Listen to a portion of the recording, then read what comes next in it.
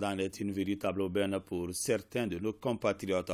Ici, on parle des vendeurs à la sauvette, autrement dit des vendeurs ambulants. Mais attention, ces vendeurs s'installent de façon anarchique, chose qui provoque souvent des embouteillages, voire des cas d'accident. Souleymane Sidibé.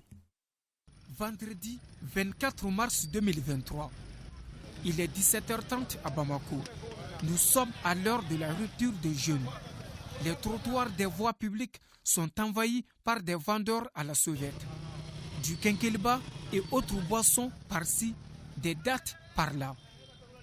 Une véritable aubaine pour ces vendeurs. Le phénomène change complètement le visage de la capitale. Quand vous essayez de traverser même ce qu'on appelle Dabanani, aujourd'hui on se demande même si on est dans la capitale. Aujourd'hui ça devient une gêne totale dans la capitale. C'est vraiment désolant.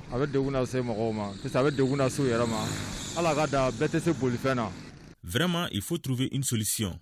Aujourd'hui, il est difficile de circuler librement à Bamako à cause de ces vendeurs à la sauvette. Le ramadan ne doit pas être synonyme du dérangement.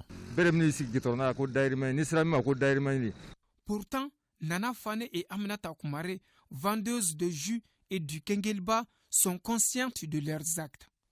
Mais disent-elles, ce n'est qu'une question de 30 jours. Le ramadan ne durera qu'un mois. Nous savons très bien que nous sommes en infraction. Chaque fois, les agents de la mairie viennent nous chasser ici.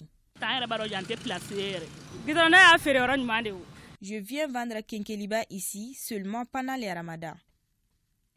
Je sais qu'ici, ce n'est pas un lieu de vente. Mais c'est juste une question de temps. Pour certaines vendeuses, le choix de vendre sur le trottoir en cette période de ramadan, c'est justifié. Je vends les beignets ici tous les soirs parce qu'il y a beaucoup de clients au bord de la route et c'est plus proche de chez moi.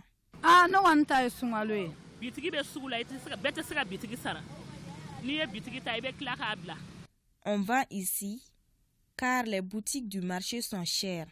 C'est pourquoi on s'installe sur les trottoirs. Malgré l'infraction que ces vendeurs commettent, ils sont appréciés. Ces produits qui étaient le plus proche de moi, parce que j'étais en cours de chemin pour rentrer chez moi, et c'est justement ce que j'ai vu. Du coup, je me suis arrêté pour en acheter. C'est un peu plus rapide pour moi que d'aller dans les supermarchés, parce que ça va me ramener à faire quelques déviations. Et je pense que m'arrêter là pour acheter, c'est ce qui va me faire gagner un peu de temps. J'achète Kengeliba ici parce que la rupture me trouve sur la route, donc je romps directement avec.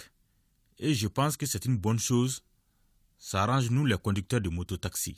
Le mois de Ramadan est un moment dédié à la recherche de la grâce de Dieu. Alors sachons qu'en cherchant son gain, on doit éviter de déranger les autres en ces mois sacrés.